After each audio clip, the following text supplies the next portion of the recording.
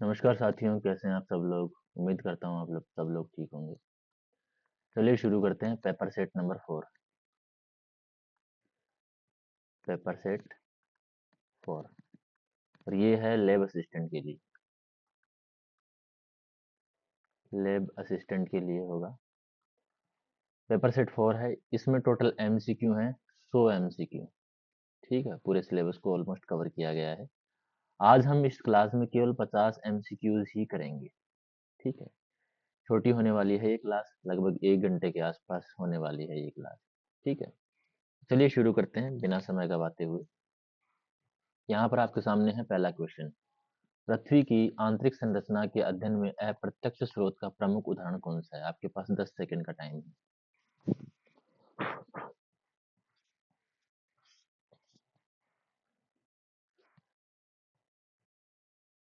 आपका टाइम होता है कंप्लीट। देखो, पृथ्वी की आंतरिक संरचना के अध्ययन में अप्रत्यक्ष स्रोत बताना है। दो तरह के स्रोत होते हैं, प्रत्यक्ष स्रोत होते हैं और अप्रत्यक्ष स्रोत होते हैं।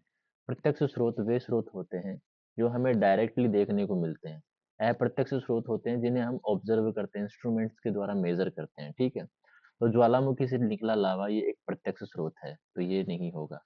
उल्कापिंड ये अप्रत्यक्ष स्रोत की कैटेगरी में आता है। ठीक है, ध्यान रखना, ये अप्रत्यक्ष स्रोत की कैटेगरी में आता है, तो ये सही हो जाएगा। भूकंपीय तरंगे ये अप्रत्यक्ष स्रोत की कैटेगरी में आता है, तो ये भी हमारा सही हो जाएगा। खनन जो होता है वो प्रत्यक्ष स्रोत की कैटेगरी में आता है, इसलिए ये गलत हो जाएगा। लेकिन अगर हम बात करें मोस्ट इम्पोर्टेंट, जो प्रमुख अप्रत्यक्ष स्रोत जो होता है वो होता है भूकंपीय तरंगे। इसके द्वारा हम पृथ्वी के बारे में ऑलमोस्ट एग्जैक्ट पता लगा सकते हैं, पृथ्वी की आंतरिक संरचना के बारे में। तो हमारा जो राइट आंसर हो जाएगा वो ऑप्शन नंबर सी हो जाएगा। ठीक है, हमारा जो राइट आंसर हो जाएगा वो ऑप्शन नंबर सी हो जाएगा। क्वेश्चन नंबर 2 देखिए हमारा यहाँ पर। नदी द्वारा निर्मित ऑक्सबो लेक किस प्रक्रिया का परिणाम? 10 सेकंड का समय दिया जाता है आप लोगों को। नदी द्वारा निर्मित ऑक्सबो लेक, देखो ऑक्सबो जो लेक होती है वो मेच्योर स्टेज में बनती है। कब बनती है? मेच्योर स्टेज में बनती है। ठीक है, अब मेच्योर स्टेज में ये बन रही है, तो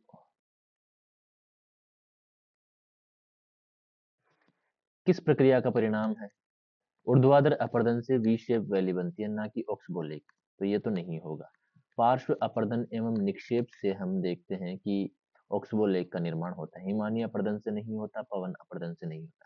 ऑप्शन नंबर बी हमारा राइट आंसर यहाँ पर हो जाएगा। क्वेश्चन नंबर 3 देखिए आप लोगों के सामने ये रहा क्वेश्चन नंबर 3। वायुमंडल में हीट बजट शब्द का अर्थ क्या है? वायुमंडल में हीट बजट शब्द का अर्थ क्या है? 10 सेकंड का समय दिया जाता है आप लोगों को। वायुमंडल में हीट बजट शब्द का अर्थ है सूर्य से प्राप्त कुल ऊष्मा। नहीं, सूर्य से प्राप्त कुल ऊष्मा को हम हीट बजट नहीं कह सकते। ठीक है, पृथ्वी द्वारा उत्सर्जित ऊष्मा को हम हीट बजट नहीं कह सकते। पृथ्वी द्वारा उत्सर्जित ऊष्मा को हम पार्थिव विकिरण के रूप में यहाँ पर देखते हैं। ठीक है, किसके रूप में हम देखते हैं? पार्थिव विकिरण के रूप में हम यहाँ पर देखते हैं। ऑप्शन सी है हमारा, प्राप्त एवं उत्सर्जित ऊष्मा के बीच जो संतुलन होता है, मतलब हमें कितनी ऊष्मा प्राप्त हुई और कितनी हमने उत्सर्जित की, इसके बीच का जो संतुलन होता है, बैलेंस होता है, उसे ही हम क्या कह देते हैं? हीट बजट कह देते हैं। तो हमारा राइट आंसर क्या हो जाएगा? ऑप्शन नंबर सी हमारा राइट आंसर हो जाएगा। ठीक है, क्वेश्चन नंबर 4 यहाँ पर देखिए। ये देखिए, हीट बजट यहाँ पर दिया गया है आपके सामने। हीट बजट एक्सप्लेन किया गया है। एग्जाम्पल देखो, टोटल जो वेव आती है वो 100% आती है हमारे पास। कितनी आती है? हमारे पास सोलर रेडिएशन टोटल कितनी आती है? 100% आती है। ठीक है, अब इस 100% में हम देखते हैं कि 27%, 27, 2 और ये 6, टोटल मिलाकर के 35 जो है वो धरातल पर पहुंचने से पहले ही वापस से अंतरिक्ष में भेज दी जाती है, जिसमें 27 तो बादलों के द्वारा परावर्तित कर दी जाती है, 2 जो है वो धरती के सरफेस के द्वारा परावर्तित कर दी जाती है, और 6 जो है वो बिखेर दी जाती है। इसके डरियर में हम कहें कि प्रकीर्णन के द्वारा परावर्तित कर दी जाती है। तो टोटल कितना हो गया? 27, 2, 29, 29 और 6, 35। तो 35 तो बिना पृथ्वी के काम आए ही वापस से चली जाती है। ठीक है, उसके बाद में 14% जो है वो एब्जॉर्ब कर ली जाती है। किसके द्वारा? पृथ्वी एटमॉस्फेयर के द्वारा एब्जॉर्ब कर ली जाती है। 34 जो यूनिट है वो धरती के द्वारा एब्जॉर्ब कर ली जाती है, और 17 भी यहाँ पर स्कैटर्ड रेडिएशन के रूप में धरती के द्वारा एब्जॉर्ब कर ली जाती है। 34 और 17 कितने होते हैं? 51। 51 और 14 कितने होते हैं? 65 होते हैं। 51 और 14 कितने होते हैं? 65। 65 और 35 कितने हो गए? 100 हो गए यहाँ पर। तो 100 यहाँ पर काम आ गई। अब 35 चलेगी तो हमारे पास कितना बचा? 65 हमारे पास बचा। मतलब जो हमारे पास 14 एनवायरमेंट में था, जस्ट अ मोमेंट यार,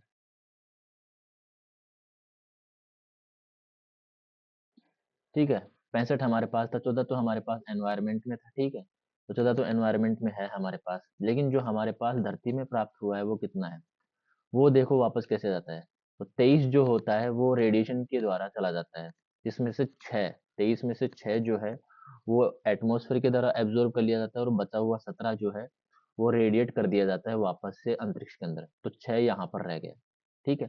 9 जो है वो टर्बुलेंस एंड कन्वेक्शन में काम ले लिया जाता है, तो वो एटमॉस्फेयर में रह जाता है। 19 जो है वो कंडेंसेशन के काम में आ जाता है, ठीक है। Radiated to space by atmosphere कितना आता है? 17 और 48, 48 प्लस 17, 8 और 7, देखो 8 और 7 5 होता है, और 4 एक 5, 4 एक 5 और एक 6, टोटल जो 65 है वो वापस से चला जाता है। मतलब एटमॉस्फेयर में 19, 9 और 6, 19 और 9 कितना होता है? 27, 27 और 6 कितना होता है?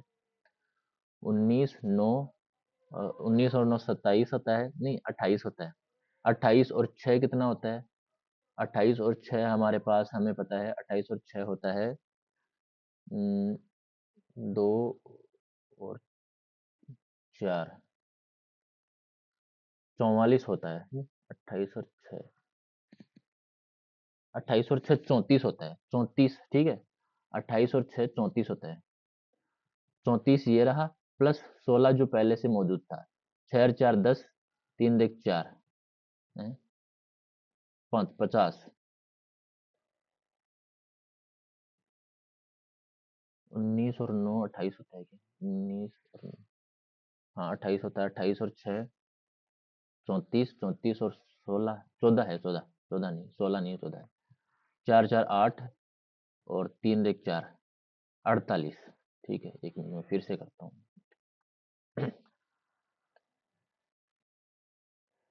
ठीक है, देखो 19 और 9 यहाँ पर, ये 19 और ये 9, 28, 28 और 6 34, 34 और 14 ये वाला, 34 और 14 48 हो गए। तो 48 जो है वो एटमॉस्फेयर से जाता है वापस स्पेस के अंदर, और धरती से कितना जाता है? 17 जाता है। तो 48 और 17 कितने हो गए? 65 हो गए टोटल, ठीक है। तो ये हीट बजट हो गया, इस तरीके से आपको याद रखना है इसको। नंबर 4 नंबर क्वेश्चन है, 10 सेकंड का समय है आप लोगों के पास। ट्रेड विंड्स सामान्यतः किस अक्षांशीय क्षेत्र में चलती है, ये आपको पूछा गया है। तो ट्रेड विंड्स जो है वो हमें पता है, देखो ये धरती है, ये 0 डिग्री लैटिट्यूड है, ये 23.5 है, ये 23.5 है। सिंपल सी बात है, 30 डिग्री, 30 डिग्री या फिर मैं कहूँ कर्क रेखा और मकर रेखा के बीच में जो हवाएं चलती है उन्हें हम ट्रेड विंड्स कहते हैं। लेकिन जो इक्वेटोरियल जो क्षेत्र होता है, विषुवतीय रेखीय जो क्षेत्र होता है, वहां पर किसी भी तरीके की ट्रेड विंड्स या विंड्स नहीं चलती है, ठीक है। वहां पर काम अवस्थाएं होती है, शांत अवस्थाएं होती है, जिन्हें हम डोल्ड्रम कहते हैं। तो 0 से लेकर के 10 डिग्री तक तो हमें डोल्ड्रम की अवस्था देखने को मिलती है, कई बुक्स में 0 से 5 तक होता है, लेकिन ये 0 से 10 हो जाता है, क्योंकि ऋतुएं बदलने के साथ साथ जो है वो बेल्ट शिफ्ट होते हैं, बेल्ट, ठीक है। तो सिंपल सी बात है कि 30 डिग्री से लेकर के 10 डिग्री से लेकर के 30 डिग्री तक का जो क्षेत्र होता है, 10 डिग्री उत्तरी अक्षांश या 10 डिग्री दक्षिणी अक्षांश से लेकर के 30 डिग्री तक का जो अक्षांशीय क्षेत्र होता है, वहां पर ट्रेड विंड्स चलती है, जिन्हें हम व्यापारिक पवनें कह देते हैं, ठीक है, व्यापारिक पवनें कह देते हैं। तो ऑप्शन नंबर बी हमारा राइट आंसर हो जाएगा। क्वेश्चन नंबर 5 देखिए, यहाँ पर जैवमंडल में ऊर्जा का प्राथमिक स्रोत कौन सा है? 10 सेकंड का समय है आप लोगों के पास। जैवमंडल में ऊर्जा का प्राथमिक स्रोत कौन सा है? हम सबको पता है कि हमारी जो अर्थ पर जीवन है वो किसकी वजह से है। अर्थ पर हमारे जो जीवन है उसके पीछे वन एंड ओनली जो फैक्टर रिस्पॉन्सिबल है वो है सूर्य, ठीक है। और सूर्य की वजह से ही बाकी सारी चीजें यहाँ पर आ रही है, जैसे जल यहाँ पर है, वायु यहाँ पर है, ऑक्सीजन यहाँ पर है, ठीक है, वो सूर्य की वजह से ही है, ठीक है। तो ऊर्जा का प्राथमिक स्रोत यहाँ पर क्या है? बी। ऑप्शन नंबर बी हमारा राइट आंसर हो जाएगा, सूर्य। मानव भूगोल में ह्यूमन डेवलपमेंट यानी कि मानव विकास का मुख्य उद्देश्य क्या है? मानव भूगोल में मानव विकास का मुख्य उद्देश्य क्या है? आय बढ़ाना नहीं, जीवन की गुणवत्ता को सुधारना। ऑप्शन नंबर बी हमारा राइट आंसर हो जाएगा। सिंपल सी बात है, ह्यूमन डेवलपमेंट का मतलब होता है कि एग्जिस्टिंग जो कंडीशन है उसमें पॉजिटिव चेंज ही क्या कहलाता है? एग्जिस्टिंग कंडीशन में पॉजिटिव चेंज, धनात्मक नहीं, पॉजिटिव, गुणात्मक पॉजिटिव, क्वालिटेटिव पॉजिटिव जो चेंज होता है वही क्या कहलाता है? डेवलपमेंट कहलाता है। तो ऑप्शन नंबर बी हमारा राइट आंसर हो जाएगा। क्वेश्चन नंबर 7 है, बर्थ रेट यानी कि जन्म दर। जन्म दर की गणना कैसे की जाती है? हम सबको पता है जन्म दर की गणना कैसे की जाती है। प्रति हजार जनसंख्या पर जीवित जन्मों की संख्या देखी जाती है। प्रति हजार जनसंख्या पर जीवित जन्म देखे जाते हैं और उसे ही क्या कह दिया जाता है? बर्थ रेट कह दिया जाता है। मानव भूगोल में पुल फैक्टर का उदाहरण क्या है? देखो, दो तरह के फैक्टर होते हैं, एक तो होता है पुश फैक्टर, एक होता है पुल फैक्टर। पुश फैक्टर हमेशा नेगेटिव होंगे और पुल फैक्टर हमेशा पॉजिटिव होंगे। तो यहाँ पर आप लोग देख सकते हो कि पॉजिटिव फैक्टर कौन सा है। अकाल एक नेगेटिव फैक्टर है तो ये नहीं होगा। बेरोजगारी नेगेटिव है तो ये नहीं होगा। प्राकृतिक आपदा नेगेटिव है तो ये नहीं होगा। तो पुल फैक्टर जो हो जाएगा वो कौन सा हो जाएगा? ऑप्शन नंबर सी हमारा राइट आंसर हो जाएगा। क्वेश्चन नंबर 9 है, तृतीयक गतिविधियों की वृद्धि का प्रमुख कारण क्या है? तृतीयक गतिविधियों की वृद्धि का प्रमुख कारण आप लोगों को यहाँ पर पूछा गया है कि तृतीयक गतिविधियां क्यों विस्तृत हुई है, क्यों विकसित हुई है? तो कृषि विस्तार के कारण तृतीयक गतिविधियां विकसित नहीं होती है, प्राथमिक गतिविधियां विकसित होती है, तो ये नहीं होगा। औद्योगिक पतन अगर हो जाएगा तो तृतीयक गतिविधियां विकसित हो ही नहीं पाएगी, क्योंकि तृतीयक गतिविधियां औद्योगिक गतिविधियों के ऊपर डिपेंडेंट होती है। औद्योगिक गतिविधियों से क्या होता है? सामान जनरेट होता है तो सेवाएं प्रदान की जाती है, इधर से उधर उनको पहुंचाया जाता है। हालांकि कुछ ऐसी इनटेंजिबल सर्विसेज भी होती है जो उद्योगों पर डिपेंडेंट नहीं होती है, लेकिन औद्योगिक पतन होगा तो तृतीयक गतिविधियों का कोई विकसित विकसित का कोई कारण नहीं है। तृतीयक गतिविधियों की वृद्धि का जो प्रमुख कारण है वो है सेवाओं की बढ़ती मांग। जितनी ज्यादा सेवाओं की मांग बढ़ेगी कि हमें पानी सप्लाई वाला चाहिए, हमें बिजली सप्लाई वाला चाहिए, हमें एजुकेशन देने वाला कोई चाहिए, हमारा वकील होना चाहिए, हम हमारे पास ज्यादा से ज्यादा दुकान हो, मतलब हमें हमें जितनी चीजों की आवश्यकता होगी ना, हम उतनी ही सर्विसेज लेने की डिमांड जितनी करेंगे उतनी ही ज्यादा तृतीयक गतिविधियों की वृद्धि होगी। तो ऑप्शन नंबर सी हमारा राइट आंसर हो जाएगा। क्वेश्चन नंबर 10 यहाँ पर देखिए, भारत में जनसंख्या वितरण असमान होने का प्रमुख कारण क्या है? देखो, भारत विविधताओं वाला देश है। भारत में सांस्कृतिक विविधताएं भी है प्लस भौतिक एवं जलवायविक विविधताएं भी है, जिसकी वजह से हर एक जगह पर हमें समान भौतिक परिस्थितियां नहीं देखने को मिलती है और असमान भौतिक परिस्थितियों के कारण ही असमान स्थलाकृति भी हमें देखने को मिलती है। जैसे कि कहीं पर हमें पहाड़ देखने को मिलते हैं, कहीं पर हमें पठार देखने को मिलते हैं, कहीं पर हमें मैदान देखने को मिलता है, कहीं पर हमें मरुस्थल देखने को मिलता है। विभिन्नताओं की वजह से इन सब विभिन्नताओं की वजह से हमारे यहाँ पर जो पॉपुलेशन कंसंट्रेशन है, जनसंख्या का जो वितरण है, वो भी असमान हमें देखने को मिलता है। तो हमारा जो राइट आंसर हो जाएगा वो ऑप्शन नंबर ए हो जाएगा, ठीक है। क्वेश्चन नंबर 11 यहाँ पर देखिए, भारत में ब्राउन रिवॉल्यूशन का संबंध किससे है? देखो, ब्राउन रिवॉल्यूशन का मतलब जो होता है वो अलग अलग कंट्रीज में अलग अलग होता है। वैसे अगर हम देखें तो ब्राउन रिवॉल्यूशन मतलब भूरी क्रांति जिसे हम कहते हैं, भूरी क्रांति, भूरी क्रांति इसे हम कह देते हैं। इसका जैसे अपने यहाँ पर ग्रीन रिवॉल्यूशन, ग्रीन का मतलब होता है हरित, हरा, हरित क्रांति का संबंध किससे है? तो वैसे ही यहाँ पर भूरी क्रांति का संबंध आप लोगों को पूछा गया है। तो भूरी क्रांति का जो संबंध होता है वो विशेषकर कोकोआ यानी कि कहवा उत्पादन से होता है और चमड़ा उत्पादन से होता है। तो यहाँ पर कहवा नहीं है, यहाँ पर चमड़ा दिया हुआ है, तो ऑप्शन नंबर सी हमारा राइट आंसर हो जाएगा। भारत में मैंग्रोव फॉरेस्ट का मतलब होता है ज्वारीय वन, ज्वारीय वन हम कह सकते हैं, ठीक है, या अनूप वन भी ना हम कह सकते हैं, अनूप वन।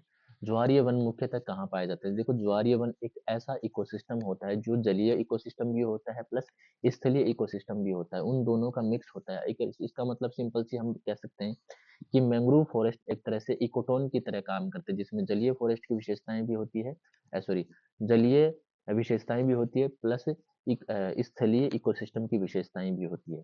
तो सिंपल सी बात है, इस तरह के जो क्षेत्र होंगे वो तटीय क्षेत्रों में होंगे, ठीक है? और तटीय क्षेत्रों में भी कहाँ पर, जहाँ पर डेल्टा क्षेत्र होंगे, वहां पर हमें मैंग्रोव फॉरेस्ट देखने को मिलेंगे। तो ऑप्शन नंबर सी हमारा राइट आंसर हो जाएगा।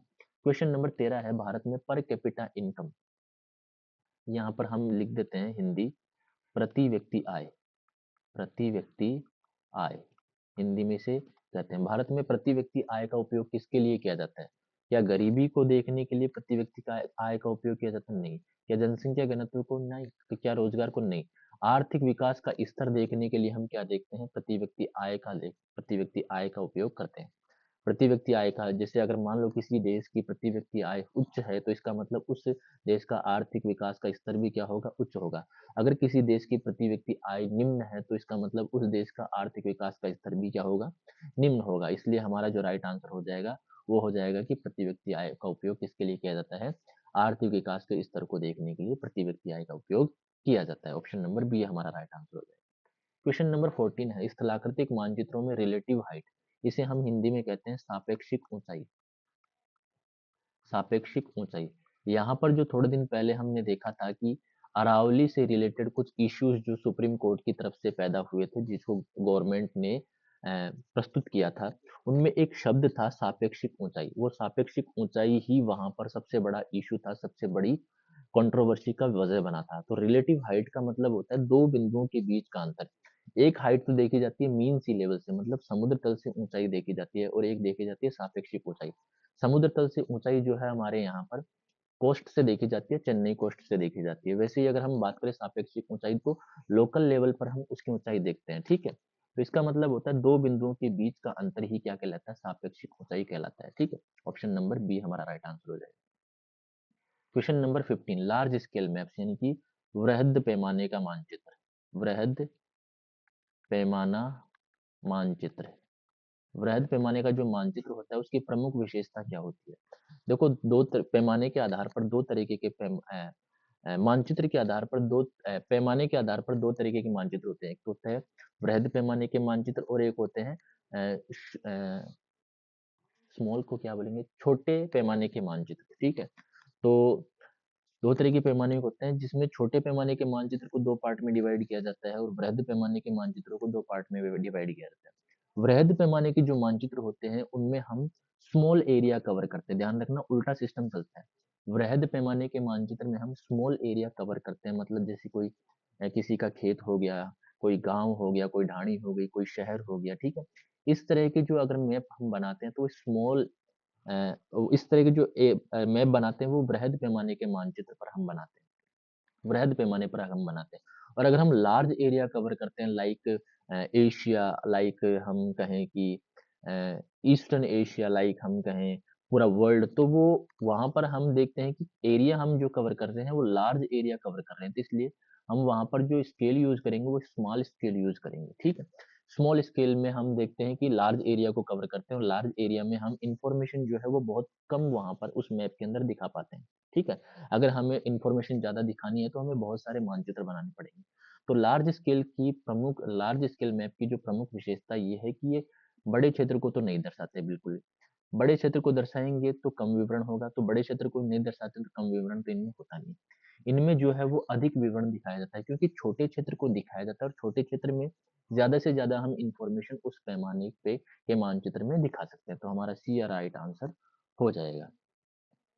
क्वेश्चन नंबर 16, कथन आधारित प्रश्न है आपके सामने। यहाँ पर स्टेटमेंट बेस्ड क्वेश्चन दिया गया है। स्टेटमेंट्स पढ़िए और क्वेश्चन का आंसर दीजिए। आपको 10 सेकंड का टाइम दिया जाता है।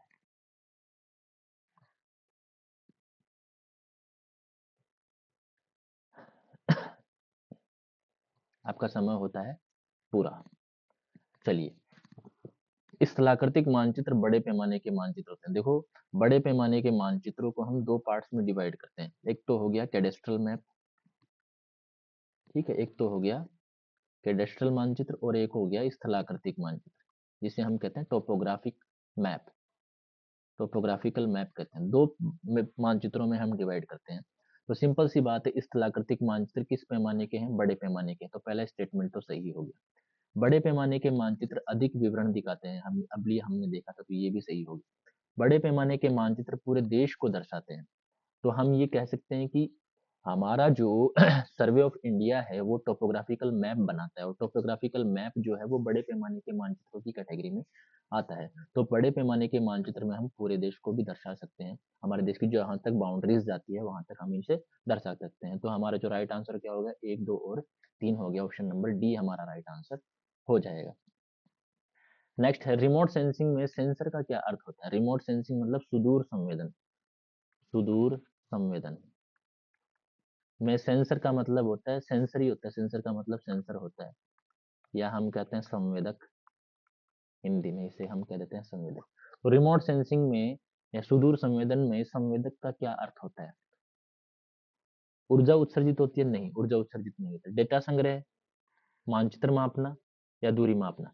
सेंसिंग का मतलब होता है उस जिस सरफेस को हम देख रहे हैं, जिस सरफेस को हम सेंस कर रहे हैं, उसके बारे में हमारे पास इंफॉर्मेशन आ जानी चाहिए। मतलब हम क्या करते हैं, उस सरफेस के बारे में डेटा संग्रह करते हैं, कलेक्ट करते हैं डेटा को। ऑप्शन नंबर बी हमारा राइट आंसर। सेंसर का मतलब, सेंसर का कार्य यही होता है कि वो डेटा को कलेक्ट करे।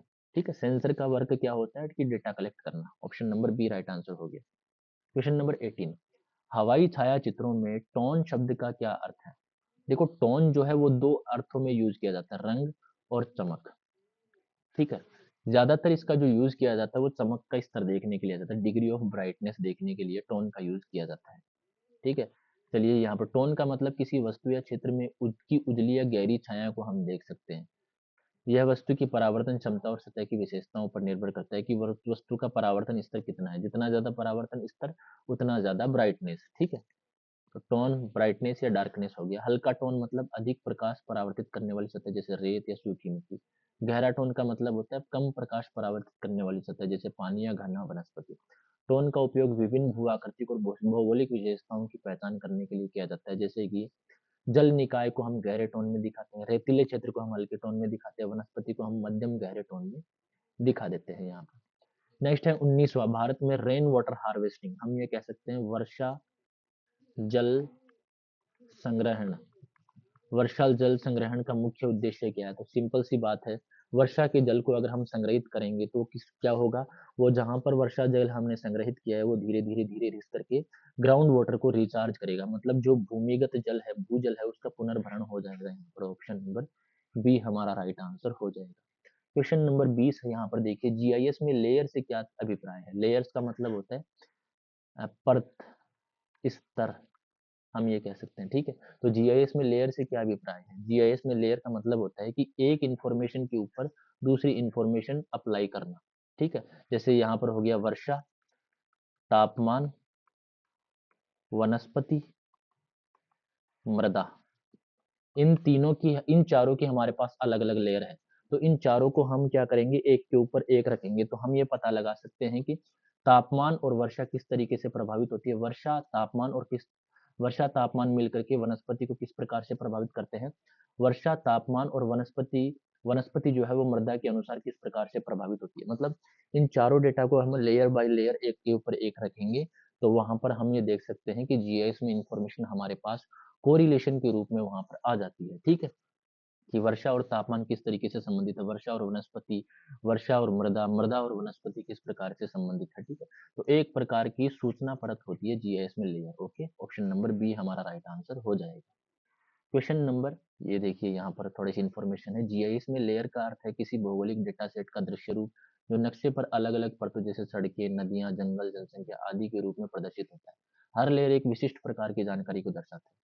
एक लेयर में सड़कें होंगी, दूसरी में नदियां होंगी, तीसरी में जंगल होंगे, चौथी में जनसंख्या होगी। इनको हम जब एक साथ लगाएंगे तो ये हम ये देख सकते हैं कि जंगल में कितनी जनसंख्या है, जंगल में नदियां कितनी है और सड़कों का आवागमन कैसा है। ठीक है, हर एक लेयर में एक विशिष्ट प्रकार की जानकारी होती है और कई लेयर मिलकर एक संपूर्ण नक्शा बनाती है। जीआईएस लेयर की परिभाषा परत या किसी भौगोलिक डेटा सेट का डिजिटल नक्शे का परिदृश्य प्रतिनिधित्व होता है। इंपोर्टेंट लाइन है, याद रखना।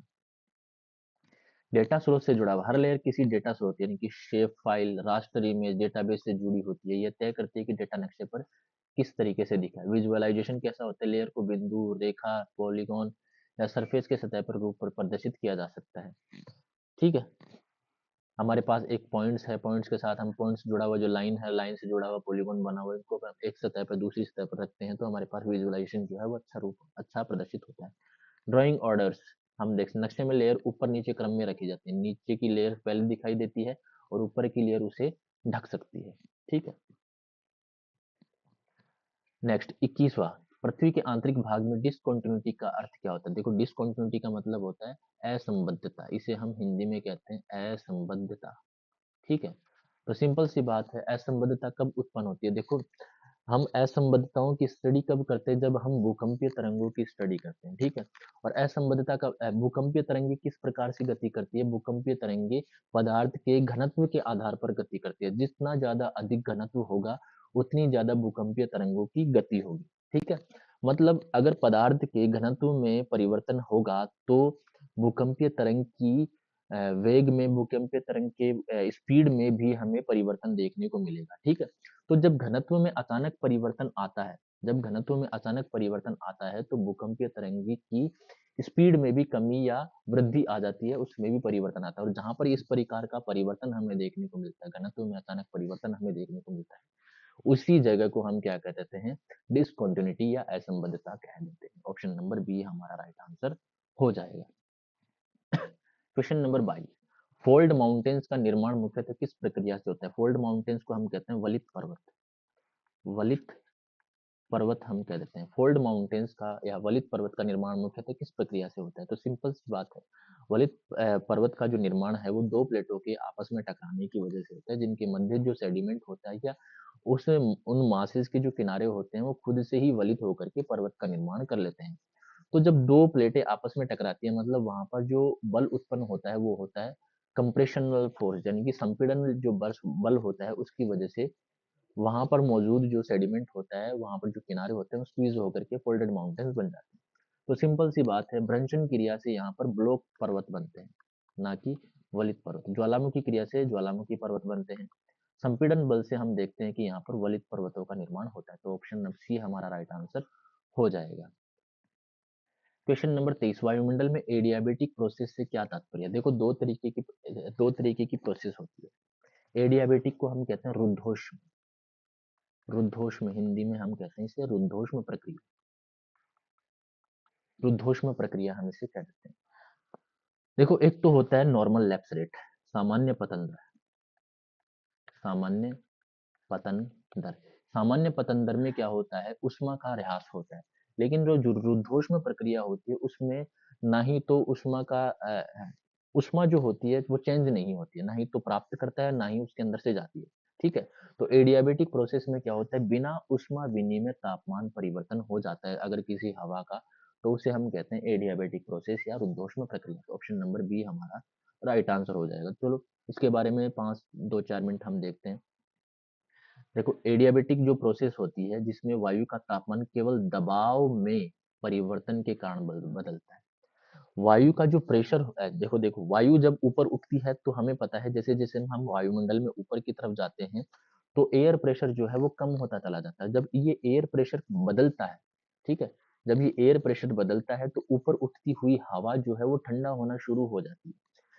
उसके अंदर ना ही तो हीट लॉस होगी ना ही हीट ग्रैस्प करेगा, ना ही तो हीट को लेगा और ना ही हीट को छोड़ेगा, लेकिन फिर भी वो हवा जो है वो वहां पर ठंडी हो रही होती है। तो इसी प्रक्रिया को हम क्या कहते हैं? एडियाबेटिक प्रक्रिया कहते हैं, रुद्धोष्म प्रक्रिया कह देते हैं। दबाव में परिवर्तन के कारण होता है और इसमें वातावरण से ऊष्मा का आदान प्रदान नहीं होता। ये इंपॉर्टेंट जो लाइन है वो आप लोगों को ध्यान रखना, ऊष्मा का आदान प्रदान नहीं होता है। देखिए और देखिए यहाँ पर एडियाबेटिक प्रोसेस की परिभाषा। एडियाबेटिक शब्द का अर्थ देखो ग्रीक शब्द एडियाबेटोस से लिया गया है, जिससे ऊष्मा का आदान प्रदान न हो, इसका अर्थ होता है। वायुमंडलीय संदर्भ में अगर हम इसका उपयोग करें कि जब वायु का कोई भाग ऊपर उठता है और दबाव कम होने से दबाव कम होता है, क्योंकि वायुमंडल में ऊपर जाने पर दबाव कम होगा, तो दबाव कम होने से वह फैलता है और फैलने की वजह से वो वायु जो है, वायु का जो भाग है वो क्या हो जाता है? ठंडा हो जाता है।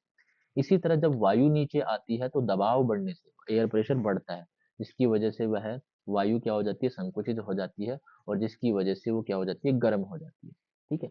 मुख्य विशेषता क्या है? इस प्रक्रिया में वायु का तापमान तो बदलता है लेकिन वातावरण से कोई ऊष्मा ना ही तो लिया जाता है उस वायु के द्वारा और ना ही दी जाती है, ठीक है। प्रकार देखो दो तरीके के होते हैं, ड्राई एडियाबेटिक प्रोसेस और मॉइस्ट एडियाबेटिक प्रोसेस।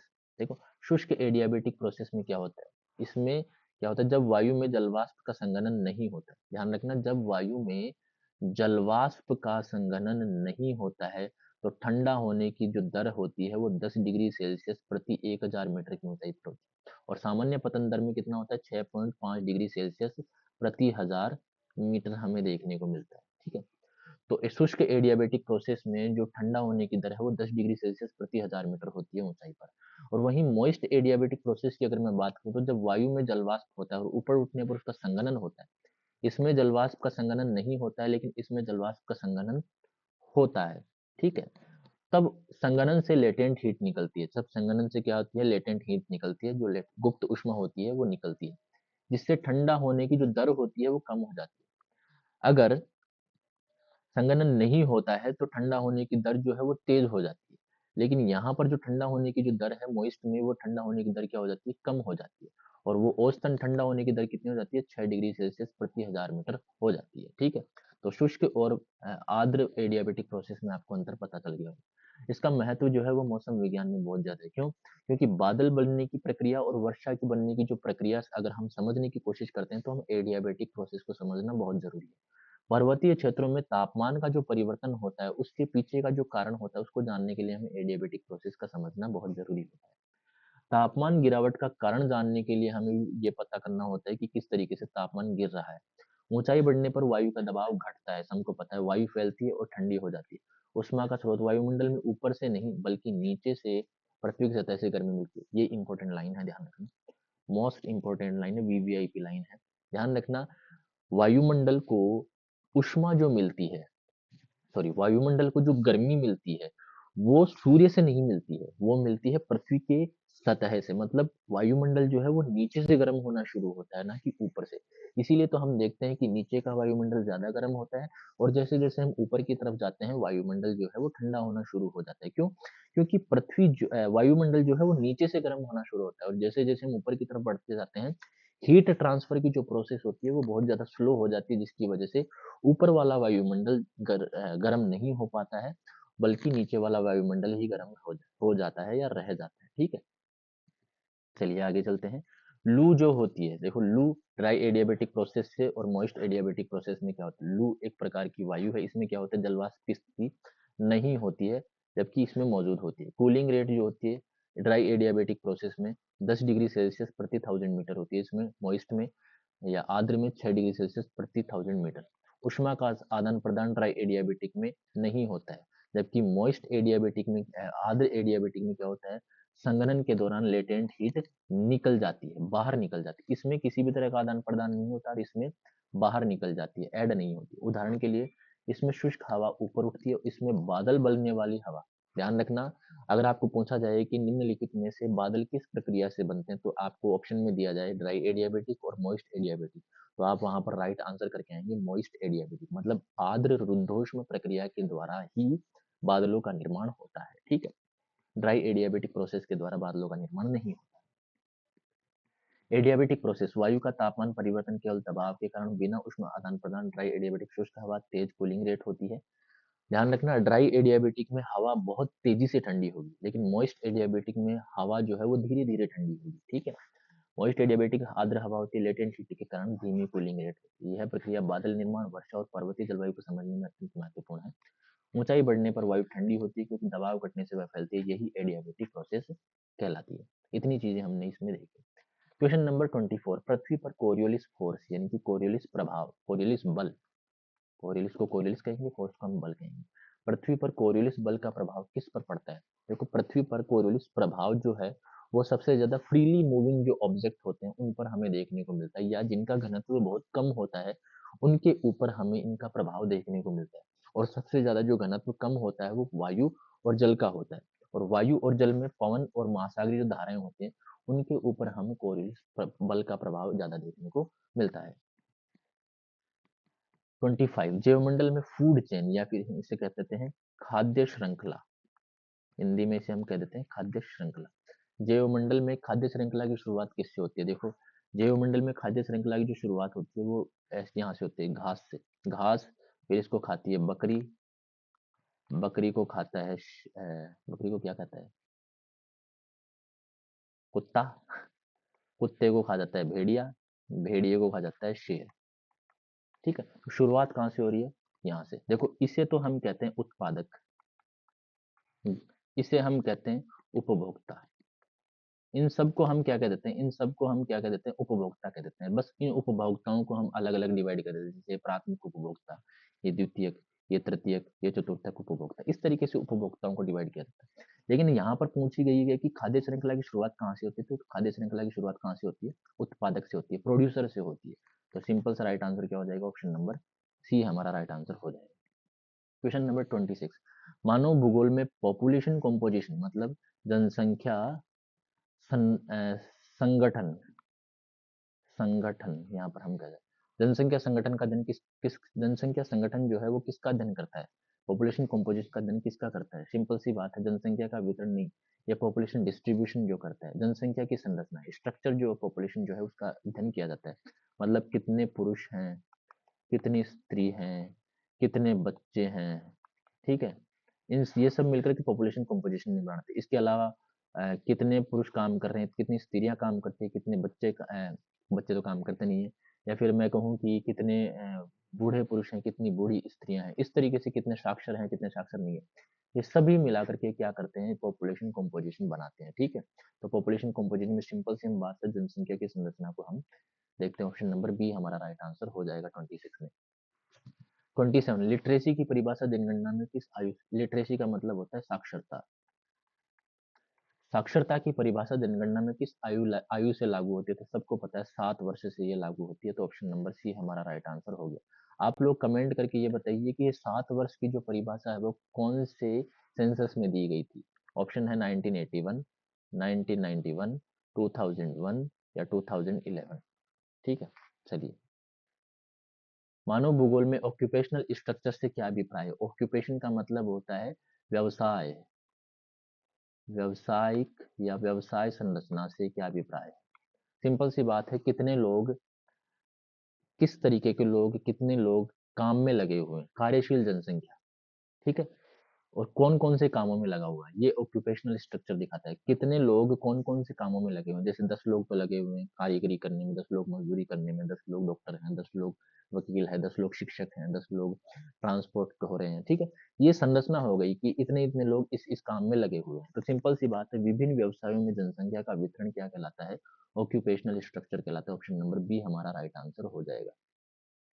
ये देखिए, भूगोल, मानव भूगोल में ऑक्यूपेशनल स्ट्रक्चर से अभिप्राय है किसी देश या समाज की कार्यशील जनसंख्या का विभिन्न आर्थिक क्षेत्रों, कौन प्राथमिक लगा हुआ, द्वितीयक, तृतीयक में विभाजन किया जाता है। यह बताता है कि कितने लोग कृषि, उद्योग या सेवा क्षेत्र में कार्यरत है, और इससे उस समाज की आर्थिक प्रगति का स्तर समझा जा सकता है। ठीक है, ऑक्यूपेशनल स्ट्रक्चर की परिभाषा किसी देश की कार्यशील जनसंख्या का विभिन्न व्यवसायों और आर्थिक गतिविधियों में वितरण। कार्यशील जनसंख्या तो देखी जाती है, लेकिन उनका विभिन्न व्यवसायों में और आर्थिक गतिविधियों में वितरण देखा जाता है कि कौन क्या काम कर रहा है।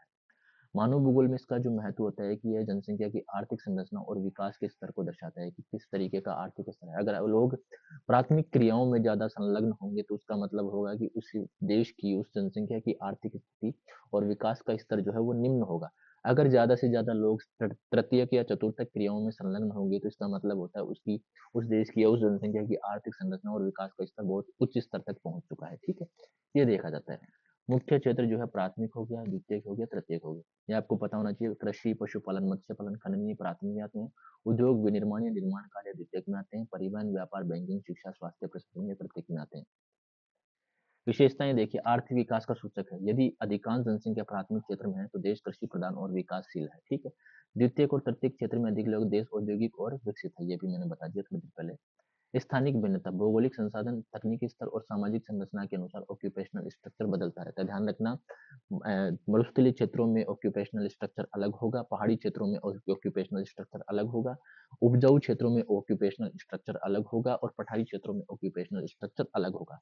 हर जगह पर, मतलब अगर भौगोलिक संसाधन है तो वहां पर ऑक्यूपेशनल स्ट्रक्चर अलग होगा। देखो, जैसे मान लो किसी भौगोलिक क्षेत्र में पर्वतीय क्षेत्र है, जैसे मान लो, तो वहां पर कृषि जो है वो बहुत कम की जाएगी, या फिर मैं कहूँ कि वहां पर ट्रांसपोर्ट जो एक्टिविटीज है वो बहुत कम की जाएगी। ठीक है, तकनीकी स्तर अगर लो है तो वहां पर हम देखेंगे कि औद्योगिक विकास, या हम कहेंगे कि तृतीयक, चतुर्थक जो क्रियाएं होती है वो बहुत कम होगी।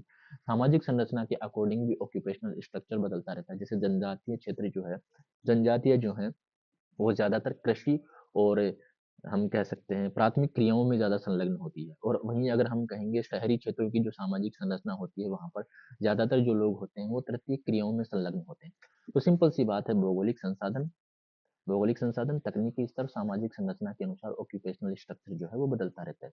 और समय के साथ भी परिवर्तन होता है। जैसे-जैसे तकनीकी और औद्योगिक विकास होता है, जनसंख्या प्राथमिक से द्वितीयक और द्वितीयक से तृतीयक क्षेत्रों की ओर स्थानांतरित अपने आप हो जाती है। ठीक है? चलिए आगे चलते हैं। उदाहरण के लिए भारत बड़ी जनसंख्या अब निर्भर भारत जो है वो कृषि आधारित क्षेत्र है, कृषि आधारित देश है, जिसमें 60% से ज़्यादा पॉपुलेशन अभी भी कृषि कार्यों में संलग्न है। ठीक है? प्राथमिक क्षेत्र में धीरे-धीरे सेवा क्षेत्र, आईटी क्षेत्र में या एजुकेशन में बढ़ोतरी हो रही है। अमेरिका और यूरोप की बात करें तो ज़्यादातर वो कौन से क्षेत्रों में कार्यरत है? तृतीयक क्षेत्रों में कार्यरत है। कृषि में बहुत कम प्रतिशत लोग वहाँ पर इन्वॉल्व हैं। ये देख लीजिए आप लोग, ठीक है? 29 भारत में फूड सिक्योरिटी मतलब हम कह सकते हैं खाद्य सुरक्षा का मुख्य आधार क्या है? देखो खाद्य सुरक्षा का मुख्य आधार क्या है? देखो लोगों को सरकार जो है वो ₹1 किलो या ₹2 किलो गेहूँ प्रदान करती है, ठीक है? और वो कहाँ पर मिलते हैं? हम सबको पता है कि वो उचित मूल्य की दुकान पर हमें दिखने को मिलते हैं।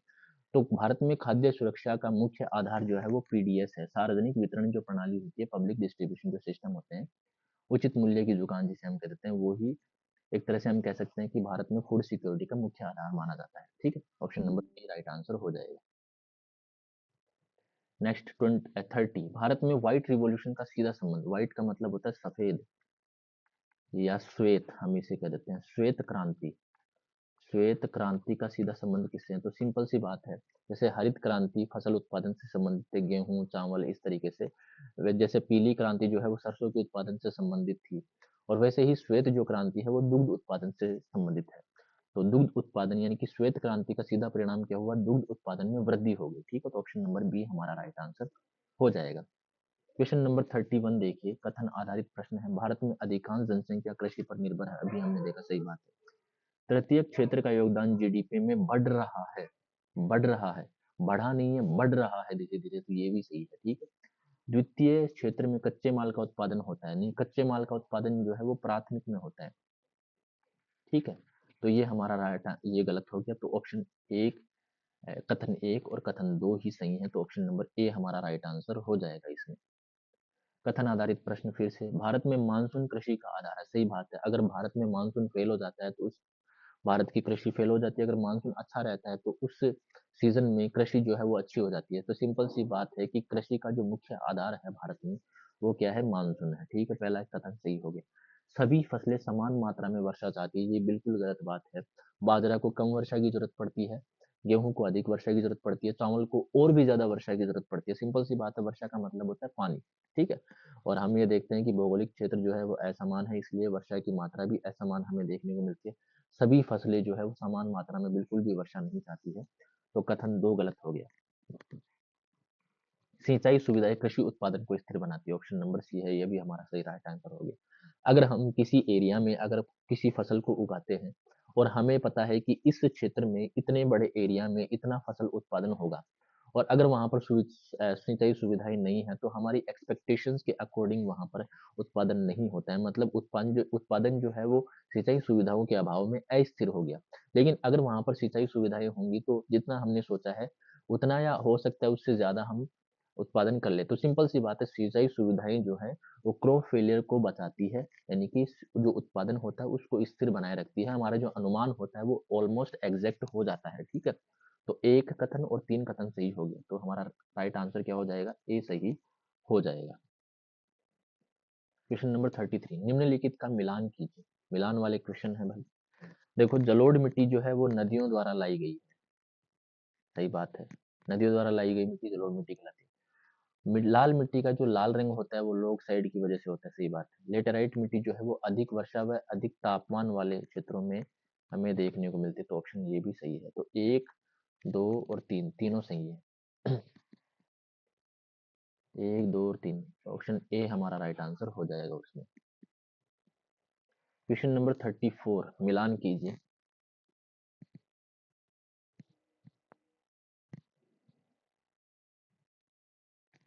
कोयला झरिया में मिलता है, पेट्रोलियम मुंबई हाई से मिलता है, लोहा अयस्क ओडिशा में सर्वाधिक देखने को मिलता है। तो एक, दो और तीन, तीनों सही है।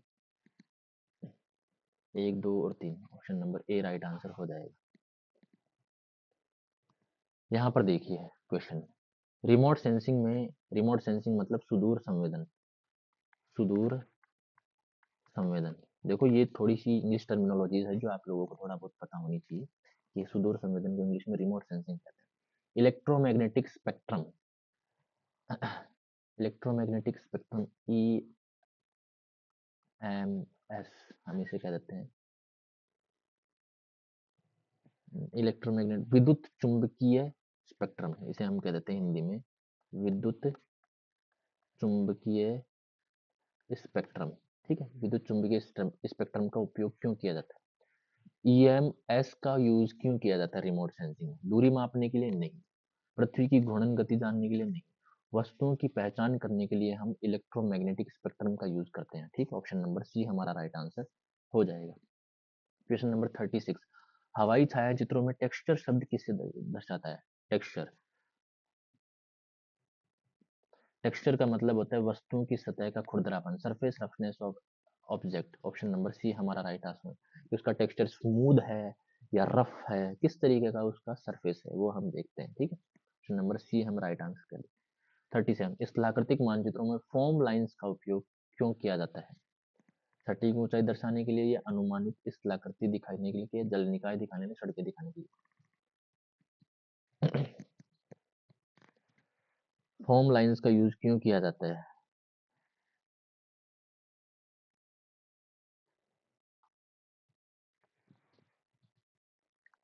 बताइए।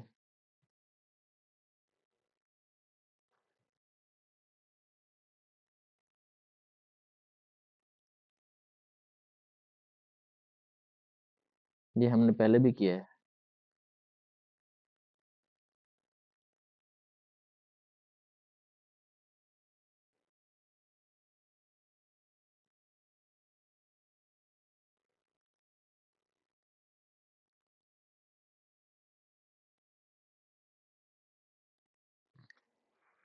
एक चैप्टर है आपके जिसमें बहुत सारे आपको स्थलाकृतिक क्षेत्र देखने को मिलते हैं, स्थलाकृतिक मानचित्र में, जैसे कि उत्तल ढाल, अवतल ढाल, इसके अलावा अ, हम कह सकते हैं शंकुआकार पहाड़ी पठार। इस तरीके की जो स्थलाकृतियां हैं वो हम किसके द्वारा बनाते हैं? फॉर्म लाइंस के द्वारा बनाते हैं।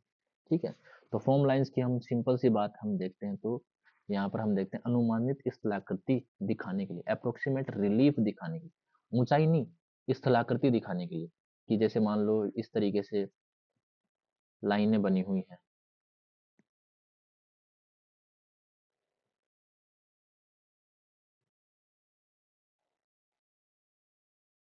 मतलब यहाँ पर जो है लाइनें पास पास है, यहाँ पर लाइनें दूर दूर है, इसका मतलब वहां पर स्थलाकृति जो बनेगी वो इस तरीके की उत्तल ढाल वाली बनेगी। ठीक है, इस तरीके की यहाँ पर उत्तल ढाल वाली बनेगी, इस तरीके से।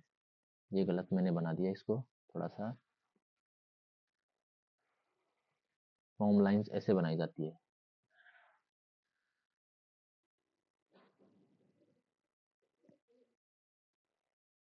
यहाँ पर पास पास और यहाँ पर दूर दूर, यहाँ पर दूर दूर और यहाँ आते आते पास हो जाएगी।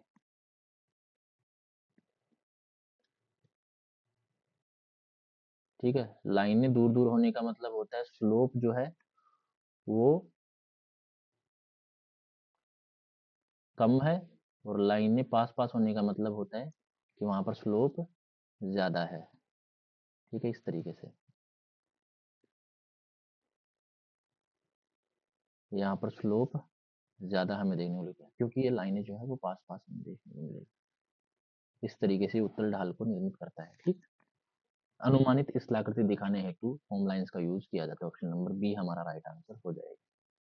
भारत में वाटरशेड मैनेजमेंट का मुख्य उद्देश्य क्या है? वाटरशेड मैनेजमेंट, देखो वाटरशेड को हिंदी में, वाटरशेड याद रख लो, वाटरशेड अच्छा रहेगा, पढ़ने में भी अच्छा लगता है, बोलने में भी अच्छा लगता है। भारत में वाटरशेड मैनेजमेंट, जल संभर प्रबंधन, हिंदी में जल संभर प्रबंधन, खतरनाक ही नहीं है। जल संभर प्रबंधन का मुख्य उद्देश्य क्या है?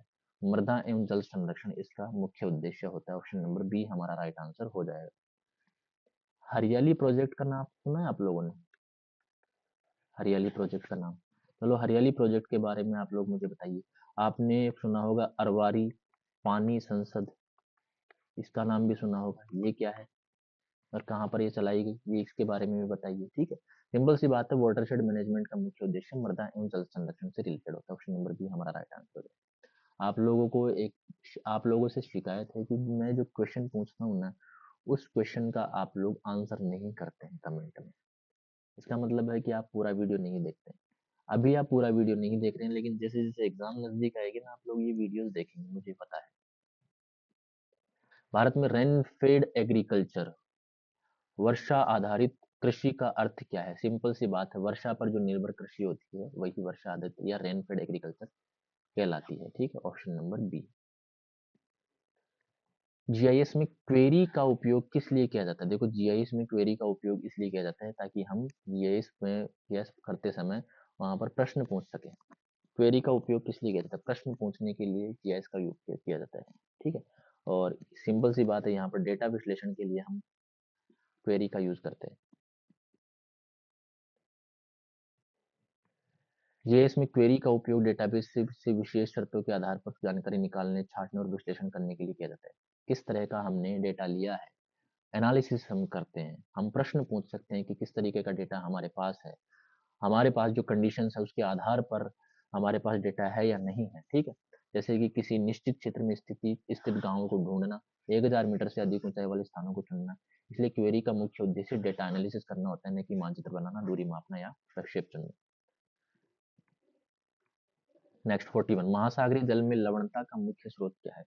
महासागरों में आप देखते हो कि बहुत सारी जगहों पर हमें ज्यादा लवणता देखने को मिलती है, बहुत सारी जगहों पर हमें कम लवणता देखने को मिलती है। तो महासागरों में लवण आए कहाँ से? तो इसका जो मुख्य स्रोत है वो सिंपल सी बात है, नदियां जो है वो अलग अलग धरातल से होते हुए महासागरों में या सागरों में जाकर के गिरती है। जिस जिस जिस धरातल से वो गुजरती है वहां पर अलग अलग टाइप की हमें वहां पर चट्टाने देखने को मिलते हैं। ज्यादातर हम देखते हैं माइका शिष्ट जो चट्टाने होती हैं उनमें लवणता ज्यादा होती है, तो वहां से गुजरने वाली जो भी नदी होती है वो थोड़ा बहुत खारापन लिए हुए होती है। तो सिंपल सी बात है, महासागरों में जो लवण है वो मुख्यतः कहाँ से आया है? स्थल से ही आया, और स्थल से कौन लेके आया है? नदियां लेके आई है। नदियों द्वारा लाए गए घुले लवण ही महासागरों में लवणता का मुख्य स्रोत कहे जाते हैं। Option number B right answer हो जाएगा। स्प्रिंग टाइड, या जिसे हम कह देते हैं, स्प्रिंग टाइड को हम कह देते हैं बसंत ज्वार, हम इसे कह देते हैं बसंत ज्वार, या हम कह देते हैं वृहद ज्वार। ठीक है, स्प्रिंग टाइड किस स्थिति में उत्पन्न होता है? सिंपल सी बात है, जब सूर्य, चंद्रमा व पृथ्वी तीनों एक सीधी लाइन में होंगे, जिसे हम कहते हैं सीजीगी। जब सीजीगी की स्थिति होगी तब हम देखते हैं कि स्प्रिंग टाइड आता है। तो सूर्य, चंद्रमा और पृथ्वी एक सीधे में होते हैं तब ये राइट टाइड आता है। Option number C right answer हो जाएगा। क्वेश्चन नंबर 43, कथन आधारित प्रश्न है, 10 सेकंड का समय दिया जाता है। महासागरीय धाराएं तापमान वितरण को प्रभावित करती है, गर्म धाराएं तटीय क्षेत्रों को शीतल बनाती है, ठंडी धाराएं मरुस्थल निर्माण में सहायक होती है। चलो भाई राइट आंसर देखते हैं। महासागरीय धाराएं तापमान वितरण को प्रभावित करती है, सही बात है। जिस जगह पर जिस तापमान की धारा उपस्थित हो जाती है, उस जगह के कोस्टल एरिया का जो तापमान है वो धारा के अकॉर्डिंग हो जाता है। ठीक है, तो सिंपल सी बात है, महासागरीय धाराएं तापमान वितरण को प्रभावित करती है। गर्म धाराएं तटीय क्षेत्रों को शीतल बनाती है। भाई धारा गर्म है तो तटीय क्षेत्र शीतल कैसे हो जाएगा? वो भी गर्म हो जाएगा। ऑप्शन नंबर बी गलत हो जाएगा, कथन बी गलत हो जाएगा। ठंडी धाराएं मरुस्थल निर्माण में सहायक होती है, सिंपल सी बात है, आपके एनसीईआरटी में डायरेक्ट लिखा हुआ है कि ठंडी धाराओं की वजह से भी मरुस्थल निर्माण होता है। क्यों? क्योंकि ठंडी धाराओं की वजह से वाष्पोत्सर्जन इतना नहीं हो पाता है और उस कोस्टल एरिया में वर्षा नहीं हो पाती है, उस कोस्टल एरिया में शुष्क दशाएं उत्पन्न हो जाती है, एक के कारण भी है। ठीक है, तो एक कथन और तीसरा कथन सही है, तो ऑप्शन नंबर ए हमारा राइट आंसर हो जाएगा। क्वेश्चन नंबर 44 हम यहाँ पर देखते हैं, कोरल रीफ्स, ये हम कहते हैं प्रवाल भित्ति हिंदी में, प्रवाल भित्ति के विकास के लिए कौन सी स्थिति अनुकूल होती है? तो सिंपल सी बात है, प्रवाल भित्तियां वहां पर विकसित होगी जहां पर पानी जो है वो थोड़ा बहुत गर्म होगा, उथला पानी होगा, ज्यादा गहरा पानी नहीं, क्योंकि ज्यादा गहरा पानी ठंडा पानी होता है। उथला पानी होगा, गर्म पानी होगा, इतना भी नहीं कि भाई साहब उसमें जल करके खत्म हो जाए। वार्म वाटर होगा और क्लीन वाटर होगा। गंदे पानी में प्रवाल भित्तियां विकसित नहीं होती है, तो ऑप्शन नंबर बी हमारा राइट आंसर हो जाएगा। टेम्परेचर बताइए आप लोग, कितना टेम्परेचर चाहिए प्रवाल भित्ति को विकसित होने के लिए, कमेंट करके बताइए। भारत में ट्रॉपिकल डेसिडुअस फॉरेस्ट को किस नाम से भी जाना जाता है? भारत में ट्रॉपिकल डेसिडुअस फॉरेस्ट, ट्रॉपिकल का मतलब होता है उष्ण कटिबंध, डेसिडुअस का मतलब होता है पर्णपाती या पतझड़ी, इन्हें हम कहते हैं। फॉरेस्ट का मतलब होता है वन। उष्ण कटिबंधीय पर्णपाती वन को किस नाम से भी जाना जाता है? सिंपल सी बात है, भारत में सबसे ज्यादा पाए जाने वाली जो वन है वो उष्ण कटिबंधीय पर्णपाती वन ही है, और ये भारत में मानसूनी वनों के नाम से भी जाने जाते हैं। ऑप्शन नंबर बी हमारे राइट आंसर हो जाएंगे। इनका आर्थिक महत्व भी बहुत ज्यादा होता है। मानव भूगोल में रूरल सेटलमेंट मतलब ग्रामीण अधिवास, ग्रामीण अधिवास का मुख्य आधार क्या होता है? मानव भूगोल में ग्रामीण अधिवास का मुख्य आधार क्या होता है? कृषि। सिंपल सा बात है, क्योंकि गाँवों में ज्यादातर क्या की जाती है? कृषि की जाती है। जहाँ पर कृषि की जाएगी वहां पर रूरल सेटलमेंट्स डेवलप होंगे, तो उद्योग जहाँ पर होंगे वहां पर नहीं, व्यापार जहाँ पर, कृषि जहाँ पर होगी वहां पर रूरल सेटलमेंट्स डेवलप होंगे।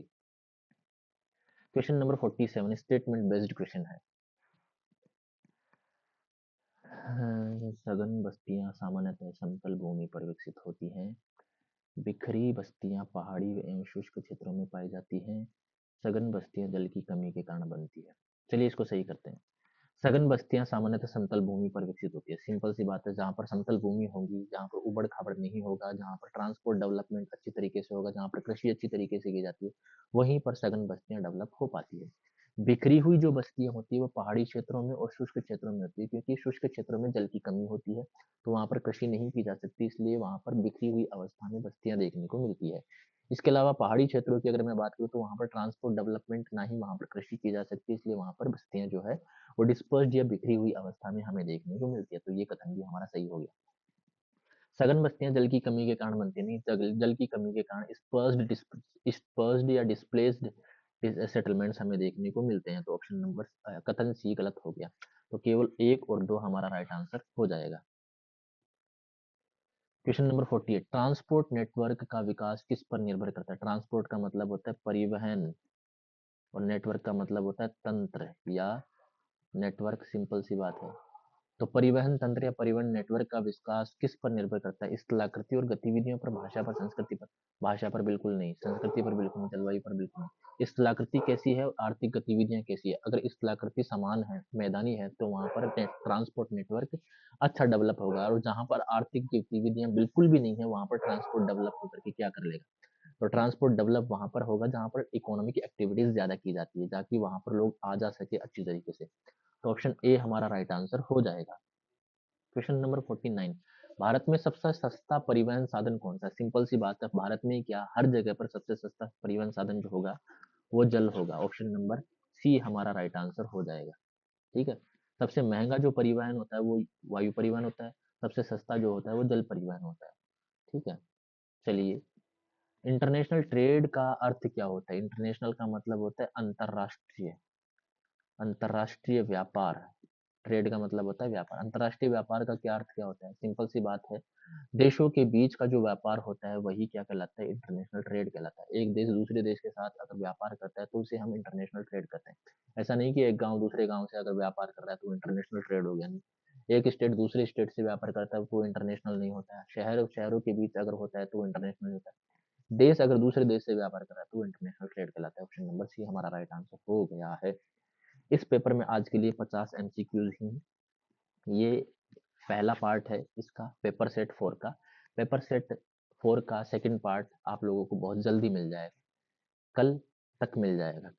कल शाम तक आप लोगों को मिल जाएगा। चलिए, मिलते हैं नेक्स्ट वीडियो में, तब तक के लिए अपना ध्यान रखिएगा। जय हिंद। अगर हमारे चैनल को सब्सक्राइब नहीं किया है तो प्लीज़ चैनल को सब्सक्राइब जरूर करिए और बेल आइकन को प्रेस कीजिए, ताकि आगे आने वाली वीडियोस की नोटिफिकेशन आप लोगों को मिल सके। मैं इस चैनल पर आगे आने वाले पेपर्स के अंदर अच्छा लेवल लेकर के आऊँगा, पेपर का, क्वेश्चंस का। मैं गारंटी देता हूँ आप लोगों को कि आपके जो 80 टू 90% जो क्वेश्चंस हैं वो लेवल असिस्टेंट में इन्हीं क्लासों से सही हो जाएंगे। ठीक है, चलिए नेक्स्ट मिलते हैं। धन्यवाद। जय हिंद।